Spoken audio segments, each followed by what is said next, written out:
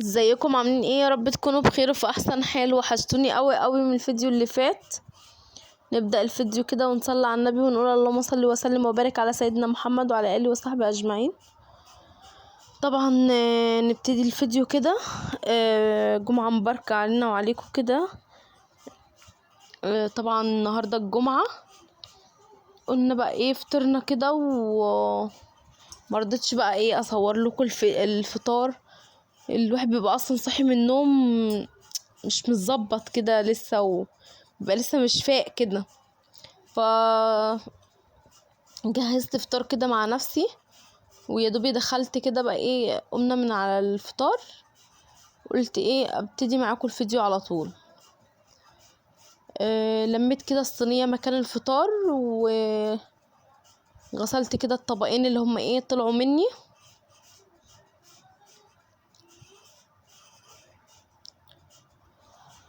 خلاص على كده، مش يعني ايه، هو نخلي الدنيا حوالينا متظبطه قبل ما نجهز الفطار، نجهز قصدي الغدا، عشان خاطر الدنيا المطبخ ما يبقاش مكركب وكده. قولوا لي بقى عملتوا ايه النهارده، ويومكم بيبقى ماشي ازاي، وقولوا لنا افكار كده، ناخد افكار من بعض يعني. وبجد مبسوطه قوي قوي للناس الجديده اللي دخلت الصفحه. بشكركم جدا، وبجد نورتوني وشرفتوني. وطبعا القناه بتاعتي مش هتكبر غير بيكم، وتفضلوا كده داعم ليا وتقولوا لي كلام ايجابي كده وكلام يفرحني دايما. خلصنا كده بقى المواعين على طول، ونشوف بقى نكمل. هنشوف هنعمل ايه كده. كان فاكرين طبعا صدر الفرخه اللي انا كنت شايلاه من الفرخه الاسبوع اللي فات. طلعته كده وهو لسه متلج نص التتليجه كده. قطعته شرايح كده للبانيه، كنت طبعا غسلاه معاكم بملح وليمون وكده، بس برضو حطيت عليه حبه ملح تاني، وعصرت عليه ليمونه ونقعته فيه. وانا بجهز الفطار كده. قلت كده طلعوا بقى ايه في مصفى يصفيوا. عملت له بصلايه وحته فلفل وحبه لبن، وهنحط عليه بقى حبه فلفل اسود ومكعب ماجي وحبه ملح. وخلاص على كده نسيبه بقى مع نفسه لحد ما يجي وقت الغدا، ونبقى نكمل بقى ايه الغدا بتاعنا يعني. كده تبلناه، وحطيت له حته فلفل صغيره كده مش كتير يعني، وعصرت له كمان ليمونه. وهنا بقى دخلنا على الغدا. قلت اسلق بقى احط حله ميه للسلق المكرونه يعني. وهنا الصينيه اعصق فيها اللحمه. طبعا عرفتوا هعمل ايه، حاجه اول مره بجد اعملها معاكم في القناه، بس انا بحبها قوي. يعتبر بقى خلاص دخل الصيف بقى، والاكل ايه الخفيف. هو بصراحه المكرونه البشاميل مش خفيفه خالص، واللي اقل عليها اكله صيفي. بس بجد يعني اللي هو بيبقى بعيد عن المسبكات والحاجات دي. هي عايزه تتاكل كده من غير حاجه جنبها. فحطيت بقى معلقتين سمنه كده، ونقطع فيهم بصلتين كبار. هما دول عشان بصل كان رفيع فكان كتير، بس هما بصلتين كبار على نص كيلو لحمه مفرومه، على كيسين مكرونه قلم. وخلاص على كده اقطع بقى البصلتين. مرضتش اطلع بقى الكبه ودربك الدنيا وكده. قلت ايه هم على ايديا كده بسرعه. وهنا ببص على الميه كده تغلي، وكان بقى قرنين حتتين فلفل من الفطار يعني، قلت اقطعهم بقى عليها. مش رضيت اكتر لان الفلفل دوت حامي قوي يعني، فقلت هو ايه بس يديها طعم كده، علشان خاطر برضو لو حد من العيال كل منها. هنا بقى المية غليت وكده. نجيب بقى المكرونة ننزلها فيها. حطيت لها حبة ملح، ما بحطش للمكرونة اللي هي البشاميل زيت، عشان بتخليها مفرولة كده، بتفرفط يعني وكده.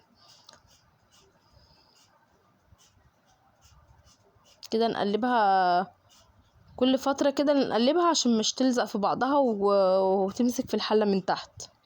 هنا نزلت بقى بنص كيلو اللحمة، وحطيت عليه فلفل اسود وملح وبس.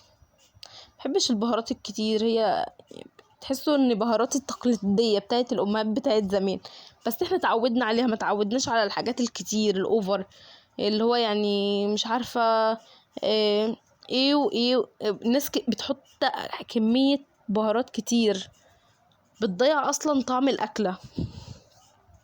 هنا بقى المكرونة اتسلقت، قلت بقى ايه اصفيها كده في الحوض، سيبها بقى تتصفى براحتها. وشطفنا الحلة ورجعنا، كانت بقى اللحمة اتعصجت، حطيت على العين اللي ورا كده ووطيت عليها، وجبت الحلة بقى هنا.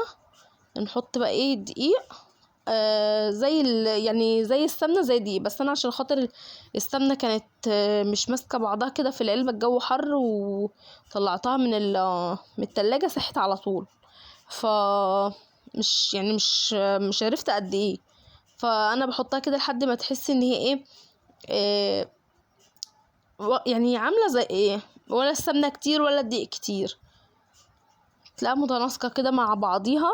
تسيبها كده تغلي غلوتين كده، ريحه الدقيق كده يطلع عشان ما يبقاش ني يعني ويديكي طعم وحش في البشاميل. تروحي نازله ب2 كيلو لبن على طول كده مره واحده، علشان خاطر ايه مش تنزلي حبه حبه ويكتل منك، تقلبي كده. تحطي بقى مكعب ماجي، حبة فلفل اسود وحبة ملح، ويا ريت مش تخليها حادقة قوي، طول ما البشاميل بيبقى دلع سيكة كده بيديكي طعم القشطة. وهنا كان معايا كيس ميكس جبن، حطيته كله على البشاميل كده، احنا بنحبها كلها كده في قلب بعضها، مش بحب ان انا احط على الوش لا، بحبها كلها في قلب بعضها كده يبقى فيها جبن وكده. هنا بقى البشاميل خلص، نحط بقى حبة كده في الصينية من تحت،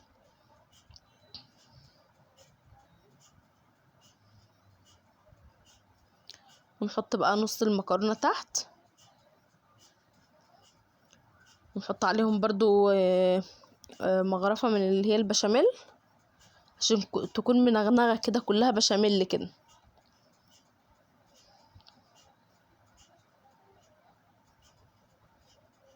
ننزل بقى عليها اللحمة. اللهم صل وسلم وبارك على سيدنا محمد وعلى اله وصحبه اجمعين. كتري كده وبلاش تستخسري، نزلي نص كيلو اللحمة كله، اوعي تشيلي منه ولا حتة. بالهنا والشفا، جربوها بقى وقولي رأيكم فيها ايه.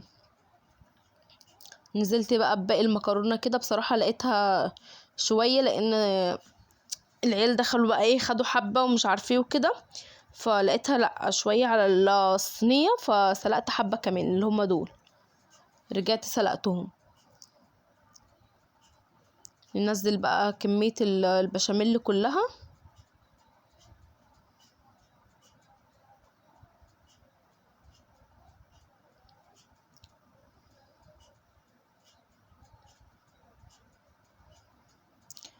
صلوا على النبي، صلوا على النبي كتير. اللهم صل وسلم وبارك على سيدنا محمد وعلى اله وصحبه اجمعين. واللي مش عندي على صفحة الفيس يدخل على صفحة الفيس، و واكيد اصلا كلكم داخلين من صفحة الفيس، بس لا مش كلكم، في ناس مش عندي على الفيس، في ناس جديدة دخلت لي فعلا مش عندي على الفيس. هقول لكم بقى على اللينك بتاع صفحة الفيس تبقوا تدخلوا عليه يعني. كده نزلت بقى بالبشاميل كله وخلاص على كده. كنت مولعة بقى الفرن، هدخل الصينية الفرن، ونيجي هنا بقى ايه انت نعمل البانيه. بنطلعه من التتبيلة في دقيق وارصه كده في طبق. اللهم صل وسلم وبارك على سيدنا محمد وعلى اله وصحبه اجمعين. نخلص الكمية كلها، نعملها كلها في دقيق كده، ناخد من التتبيلة على الدقيق، ومن الدقيق كده على الطبق، وبعد كده بقى نبقى نشوف هنعمل ايه تاني. اكتبولي كومنتات حلوة كده زيكم وفرحوني وادوني دافع لقدام كده عشان اكمل.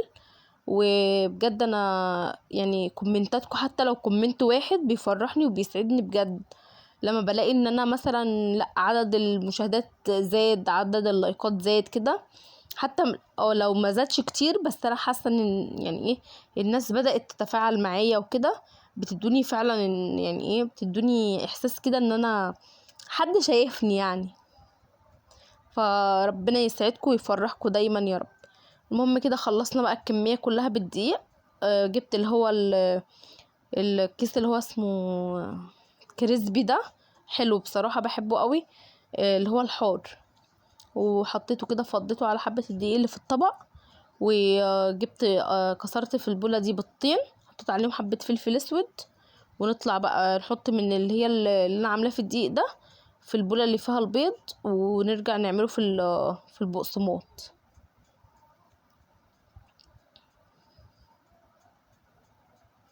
قولوا لي بقى يا جماعه انتوا بتتابعوني منين؟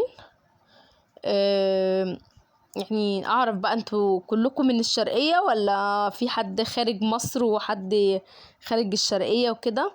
عرفوني بقى بنفسكم كده، وقولي لي اساميكم ايه، لان اليوتيوب ما بيجيبش الاسم صح يعني. فقولوا لي بقى اسمكم ايه، اكتبوا لي اساميكم في الكومنتات كده عشان اسلم عليكم في الفيديو الجاي. كده هخلص الكميه كلها بالبقسماط او الفيجيتار يعني. فالكميه دي مش كفت، فكان عندي اللي هو الفيجيتار السايب دوت، زودت عليه كده واكمل بقى الكميه كلها.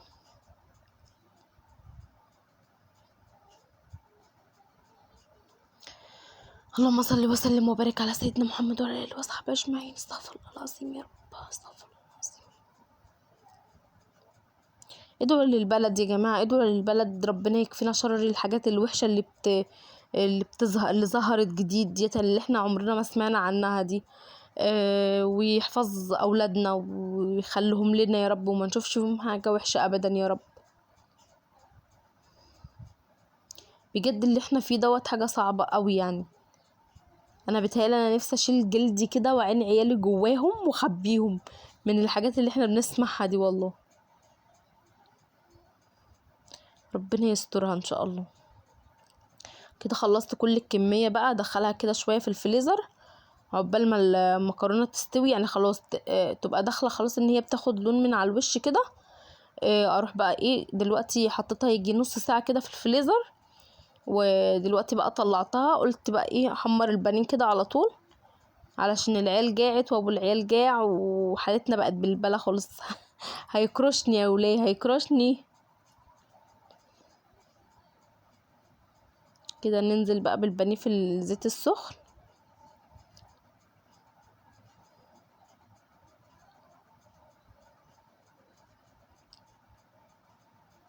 ننزل كده على قد الطاسه، اللي يخلص نطلعه ونبقى نحط مكانه يعني. والله حتى اللي انا قالتهم دول مش هتاكلوا كلهم، لان ربنا يشفيه ويعافيه يا رب. السيد تعبان خالص، ادعوا له يا جماعه. محدش يجيب في بيته اليومين دول بطيخ خالص ولا خوخ، لان العيال بجد يعني بتتعب منه. السيد كل بطيخ وشه اتبهدل، حساسيه ومتبهدل. فربنا يشفي لنا عيالنا كلنا يا رب، وما نشوفش فيهم حاجه وحشه. بجد ما تدخلوش البطيخ والخوخ دوت البيت اليومين دول خالص، لانه بيقولوا عليه مرشوش كيماوي ولا مرشوش ايه، بيتعب العيال. كده بوريكم ان دوت اخر حاجه، والثلاث قطع اللي باقيين دول هحطهم في الفريزر زي ما هما كده، نبقى نقليهم بكره يعني جنب الاكل، يبقوا سخنين يعني. واللي هيطلب ياكل بقى يبقى ياكل من اللي هو اللي باقي من الاكل بقى، ابقى احط له منه وخلاص. والله الطبق اللي هو التاني دوت كله لسه زي ما هو، يعتبر ما اتاكلش منه غير قطعتين بس او قطعه كمان. انا كنت عامله الحتت الصغيره على ان السيد ياكل منه، يعرف يمسك الحته متبقاش كبيره عليه يعني. وهو المكرونه بقى طلعت لسه طالعه من الفرن حالا، مش صابرين بقى تبرد شويه، فقلت خلاص هما كده كده بيحبوها ايه جوسي كده في قلب بعضها، مش بيحبوها قطع يعني. فقلت ايه اغرف لهم منها بقى وكده وخلاص. متنسوش بقى اللايكات والكومنتات الحلوه منكم، عشان بجد اللايكات الحلوه دي بتفرحني قوي. كده بقى خلاص سايحة ونايحة. بص مش هقولكوا على الطعم الجميل.